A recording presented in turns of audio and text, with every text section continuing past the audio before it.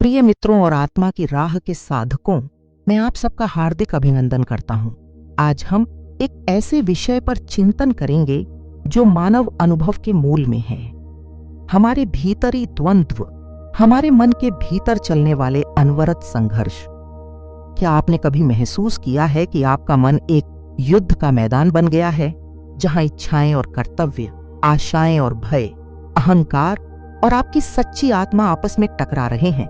यह आंतरिक कलह केवल मानसिक अशांति ही नहीं लाती, अपितु यह हमारे शारीरिक स्वास्थ्य, हमारे संबंधों और हमारी जीवन यात्रा पर गहरा नकारात्मक प्रभाव डालती है।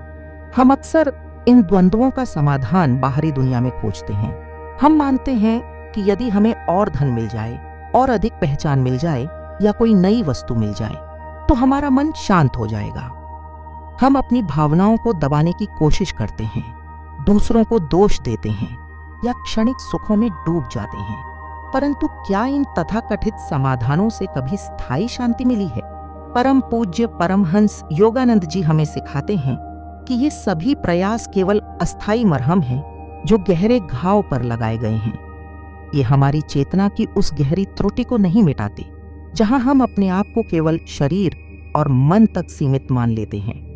जब तक हम अपनी आंतरिक सत्ता को नहीं समझते, तब तक बाहरी समाधान हमें केवल मायाजाल में उलझाते रहेंगे। योगानंद जी का विज्ञान हमें सिखाता है कि हमारा मन एक प्रवाहमान झील की तरह है। इस झील के जल, हमारे विचार और भावनाएं बाहरी इंद्रियों के पवन और इच्छाओं की धाराओं से लगातार आंदोलित होते रहते हैं। यदि हम झील को शांत करना चाहते हैं, तो हमें सीधे पवन को रोकने का प्रयास नहीं करना चाहिए। इसके बजाय हमें अपनी चेतना को झील की गहराई में स्थित उस बिंदु पर स्थिर करना चाहिए जहां जल हमेशा अचल और शांत रहता है। यही हमारा आत्मिक केंद्र है। ये वही स्थान है जहां हमारा प्राण, हमारी जीवन शक्ति शुद्ध और अव्यक्त रूप में विद्यमान है। आंतरिक द्वंद्व मूलतः हमारी प्राण शक्ति का बहिर्मुखी होना है। जब प्राण इंद्रियों के माध्यम से बाहर की ओर प्रवाहित होता है, तो वह मन को उत्तेजित करता है और हमें बाहरी वस्तुओं से जोड़ता है। इस बहिर्मुखी प्रवाह के कारण ही मन में अनगिनत विचार और भावनाएं उठती हैं, जो संघर्ष का कारण बनती हैं। योगानंद जी ने हमें प्राण के विज्ञान और उसके नियंत्रण के माध्यम से इन द्वंद्वों को सुलझाने के लिए गहन और वैज्ञानिक सूत्र दिए हैं। ये सूत्र केवल बौद्धिक प्रश्न नहीं हैं, बल्कि ये गहरी आत्मनिरीक्षण और ध्यान के शक्तिशाली उपकरण हैं, जो हमारे प्राण को अंतर्मुखी करने में सहायक होते हैं। तो आइए हम उन 5 वैज्ञानिक प्रश्नों पर चिंतन करें, जो आपके भीतरी द्वंद्वों को सुलझाने में सहायता कर सकते हैं। पहला प्रश्न: क्या यह विचार मेरे सच्चे आत्म स्वभाव के अनुरूप है? यह प्रश्न हमारे अहंकार से परे जाकर हमारी सच्ची आत्म पहचान को चुनौती देता है। योगानंद जी ने बार बार इस सत्य पर बल दिया है कि हम देह नहीं, मन नहीं, बल्कि शुद्ध, अनंत और आनंदमय आत्मा है। हमारी आत्मा का स्वभाव सत चित आनंद है, शाश्वत अस्तित्व, चेतना और परमानंद। जब कोई विचार, भावना या इच्छा हमारे मन में संघर्ष पैदा करती है, तो हमें ईमानदारी से स्वयं से पूछना चाहिए, क्या यह मेरे आत्मा के दिव्य स्वभाव के साथ संरेखित है? यदि वह विचार भय, क्रोध, ईर्ष्या या किसी प्रकार की सीमितता से जुड़ा है, तो यह स्पष्ट है कि वह हमारे सच्चे आत्म स्वभाव से उत्पन्न नहीं हुआ है। हमारी आत्मा अपने मूल रूप में शांति, प्रेम और आनंद का स्रोत है। संघर्ष तब उत्पन्न होता है जब हम अपने आप को उन विचारों और भावनाओं से पहचान लेते हैं जो इस दिव्य स्वभाव के विपरीत हैं। ध्यान के दौरान जब आप अपने मन में विचारों के प्रवाह को देखते हैं, तो इस प्रश्न को एक फिल्टर के रूप में उपयोग करें। उन विचारों को पहचानें जो आपको छोटे, सीमित या भयभीत महसूस कराते हैं, और उन्हें धीरे से छोड़ दें, यह जानते हुए कि वे आपकी वास्तविक पहचान नहीं हैं। अपने आप को लगातार यह याद दिलाएं, मैं आत्मा हूं, मैं पूर्ण हूं, मैं शांत हूं, मैं आनंदमय हूं। यह मानसिक अभ्यास प्राण को बाहरी उलझनों से हटाकर भीतर की ओर मोड़ता है। दूसरा प्रश्न: यह भावना मेरे प्राण के किस चक्र को प्रभावित कर रही है और क्यों? यह प्रश्न हमारे भावनात्मक अनुभवों को हमारी सूक्ष्म ऊर्जा प्रणाली यानी चक्रों से जोड़ता है। योगानंद जी के शिक्षाओं के अनुसार शरीर में 7 मुख्य चक्र हैं जो रीढ़ की हड्डी के साथ स्थित होते हैं और प्राण ऊर्जा के केंद्र होते हैं। प्रत्येक चक्र कुछ विशिष्ट भावनाओं, मानसिक अवस्थाओं और शारीरिक कार्यों से जुड़ा होता है। जब हमारे मन में कोई तीव्र भावना या आंतरिक संघर्ष उत्पन्न होता है तो वह हमारी प्राण ऊर्जा के प्रवाह को बाधित करता है और एक विशेष चक्र में असंतुलन पैदा करता है। उदाहरण के लिए, यदि आप भय या असुरक्षा महसूस कर रहे हैं तो यह मूलाधार चक्र को प्रभावित कर सकता है। यदि आप कामुक इच्छाओं या रचनात्मक अवरोधों से जूझ रहे हैं तो स्वादिष्ठान चक्र में असंतुलन हो सकता है। क्रोध, शक्तिहीनता या आत्मसम्मान की कमी मणिपुर चक्र से संबंधित होती है। दुहक, अकेलापन या प्रेम की कमी अनाहत चक्र को प्रभावित करती है। यदि आप स्वयं को व्यक्त करने में कठिनाई महसूस कर रहे हैं या सत्य बोलने में असमर्थ हैं तो यह विशुद्ध चक्र का संकेत हो सकता है। भ्रम, निर्णय लेने में कठिनाई या अंतर्ज्ञान की कमी आज्ञा चक्र से जुड़ी होती है। और यदि आप अपने आप को परमात्मा से कटा हुआ महसूस करते हैं तो सहस्रार चक्र प्रभावित होता है। जब कोई आंतरिक संघर्ष उठता है तो स्वयं से पूछें, मैं इस भावना को अपने शरीर में कहाँ महसूस कर रहा हूँ? क्या यह मेरे पेट में तनाव है? मणिपुर। क्या यह मेरे हृदय में भारीपन है? अनाहत। इस शारीरिक ऊर्जावान जागरूकता से हमें उस भावना से एक निश्चित दूरी बनाने में मदद मिलती है। एक बार जब आप चक्र की पहचान कर लेते हैं तो आप सचेत रूप से अपने प्राण को उस क्षेत्र में निर्देशित कर सकते हैं, उसे शुद्ध करने और संतुलित करने की कल्पना कर सकते हैं। आप ध्यान में उस चक्र पर ध्यान केंद्रित कर सकते हैं, वहां दिव्य प्रकाश की कल्पना कर सकते हैं और महसूस कर सकते हैं कि ऊर्जा का प्रवाह संतुलित हो रहा है। यह अभ्यास प्राण को अंतर्मुखी करने का एक प्रत्यक्ष और वैज्ञानिक तरीका है जिससे आंतरिक संघर्ष का मूल कारण शांत होता है। तीसरा प्रश्न, क्या मैं इस संघर्ष में दिव्य इच्छा शक्ति के प्रवाह को स्वीकार कर रहा हूं? यह प्रश्न अहंकार प्रेरित इच्छाओं से परे जाकर परमात्मा की सर्वव्यापी इच्छा शक्ति के साथ संरेखण की ओर इशारा करता है।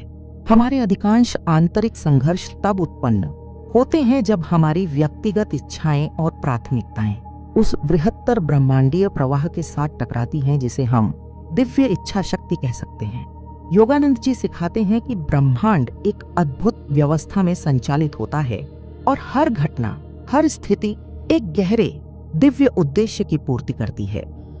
जब हम अपनी छोटी इच्छाओं पर बहुत अधिक जोर देते हैं और परिणामों से चिपक जाते हैं तो हम स्वयं ही आंतरिक बेचैनी और प्रतिरोध पैदा करते हैं। इस प्रश्न को पूछकर हम अपने आप को याद दिलाते हैं कि हम एक बड़े दिव्य नाटक का हिस्सा हैं। हम अपने सीमित दृष्टिकोण से यह नहीं देख सकते कि किसी विशेष संघर्ष या कठिनाई का अंतिम परिणाम क्या होगा। शायद यह हमें एक महत्वपूर्ण सबक सिखाने के लिए है, या हमें एक नए मार्ग पर धकेलने के लिए है, या हमें अधिक करुणावान बनाने के लिए है। दिव्य इच्छा शक्ति के प्रवाह को स्वीकार करने का अर्थ निष्क्रियता नहीं है। इसका अर्थ है अपनी पूरी क्षमता के साथ कार्य करना, लेकिन परिणामों से अनासक्त रहना। यह विश्वास करना कि जो कुछ भी होता है वह अंततः हमारे उच्चतम अच्छे के लिए होता है, भले ही वर्तमान में वह कष्टदायक लगे। ध्यान और प्रार्थना के माध्यम से हम दिव्य इच्छा शक्ति के साथ जुड़ सकते हैं। अपनी इच्छाओं को परमात्मा के चरणों में समर्पित करें और मार्गदर्शन के लिए प्रार्थना करें। कहें, हे प्रभु, आपकी इच्छा पूरी हो, मेरी नहीं। यह समर्पण एक गहरा आंतरिक शांति लाता है, क्योंकि आप अपने कंधे से परिणामों का बोझ हटा लेते हैं और जानते हैं कि एक उच्च शक्ति आपको निर्देशित कर रही है। यह प्राण को अहंकार की पकड़ से मुक्त करता है और उसे आत्मा के सत्य की ओर मोड़ता है। चौथा प्रश्न, मैं इस स्थिति से क्या आध्यात्मिक पाठ सीख सकता हूं? योगानंद जी हमें कर्म के नियम के बारे में गहराई से समझाते हैं। वे सिखाते हैं कि जीवन में कोई भी घटना, कोई भी संघर्ष आकस्मिक नहीं होता। प्रत्येक अनुभव, चाहे वह कितना भी कठिन क्यों न हो, एक छिपे हुए आध्यात्मिक पाठ को समेटे होता है।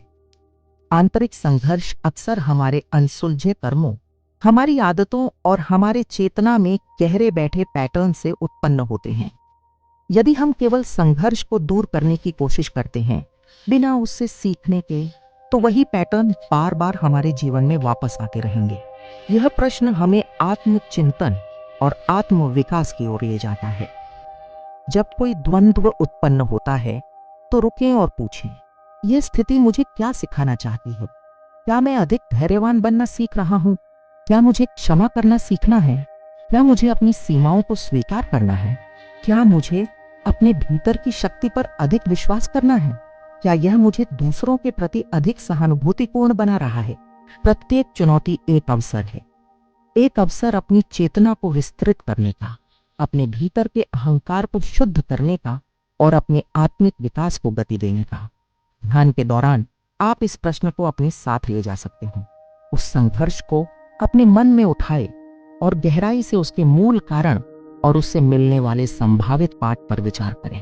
आप पा सकते हैं कि संघर्ष का समाधान बाहरी परिस्थितियों को बदलने में नहीं है, बल्कि अपनी आंतरिक प्रतिक्रिया और अपने दृष्टिकोण को बदलने में है।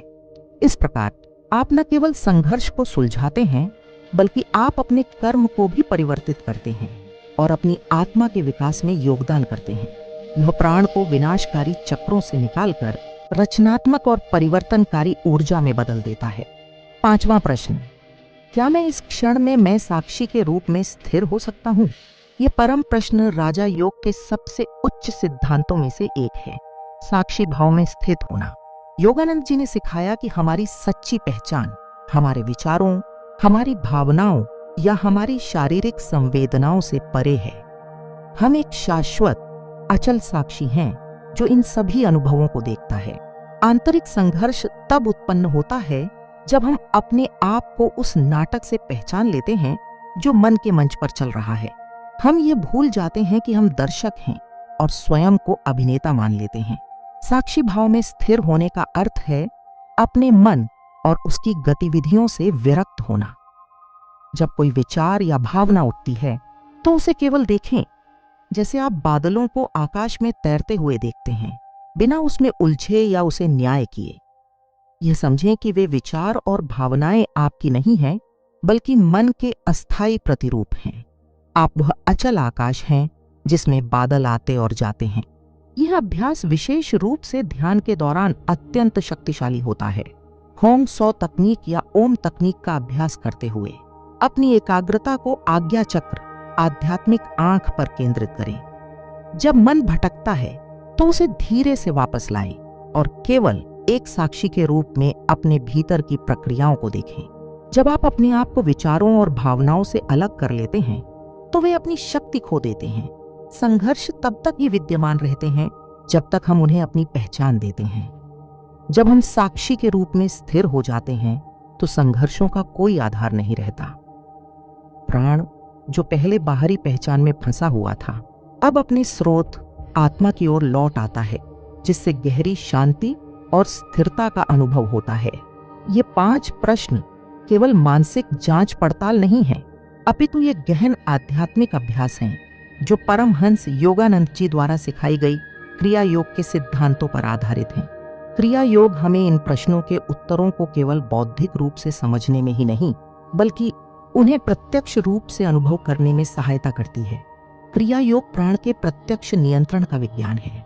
जब हम अपनी प्राण शक्ति को इंद्रियों से खींचकर रीढ़ के चक्रों में ऊपर की ओर प्रवाहित करते हैं तो मन स्वाभाविक रूप से शांत हो जाता है।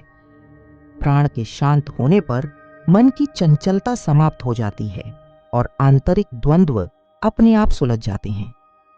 ध्यान और क्रिया योग के माध्यम से आप अपनी एकाग्रता को प्रशिक्षित करते हैं, अपनी चेतना को भीतर की ओर मोड़ते हैं और धीरे धीरे अपने आप को मन की चंचलता से मुक्त करते हैं।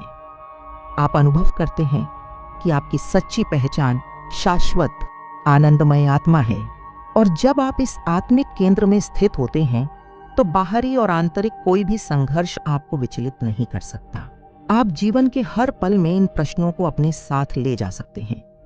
जब भी कोई आंतरिक द्वंद्व उत्पन्न हो तो रुकें, गहरी सांस लें और इन प्रश्नों को स्वयं से पूछें, ये केवल एक अभ्यास नहीं है, यह जीने का एक तरीका है।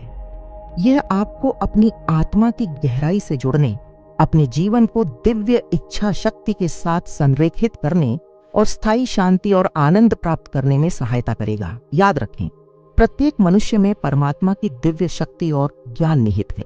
आपके भीतर वह क्षमता है कि आप अपने सभी आंतरिक संघर्षों को सुलझा सकें और अपनी आत्मा के शाश्वत सत्य का अनुभव कर सकें।